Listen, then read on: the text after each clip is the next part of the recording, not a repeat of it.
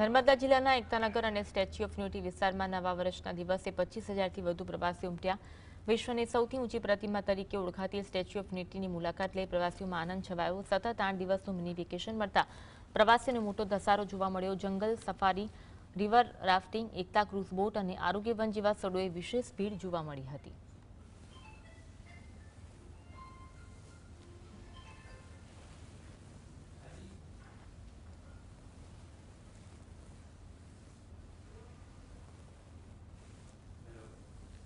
ની વ્યવસ્થા બધી સરસ છે।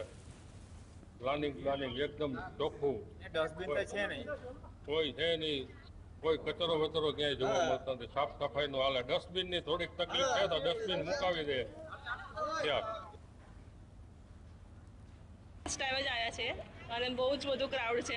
મીન્સ કે જઈએ છીએ અત્યારે જોવા માટે અને જો મોટી લાંબી લાઈન છે। અમે ઓનલાઈન બુકિંગ કરાવીને આવ્યા છીએ।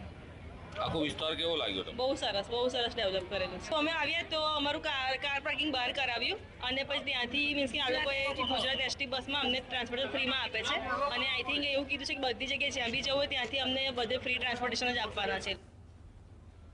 સ્ટેચ્યુ ઓફ યુનિટી અને વ્યવસ્થાઓ કેવી છે? સ્ટેચ્યુ ઓફ યુનિટી અમે બીજી વાર આવ્યા છે। અમને બહુ જ સરસ સ્થળ લાગ્યું છે અને અમને એવું લાગે છે કે દરેક લોકોએ આ સ્થળે આવવું જોઈએ અને આટલી સરસ વ્યવસ્થા, આટલી સરસ સિસ્ટમ છે। વારંવાર આવા એવી જગ્યા છે। આજુબાજુના લોકેશન્સને એટલા સારા લોકેશન ડેવલપ થયા છે। દર વખત આવીએ છીએ તો અમને કંઈક નવું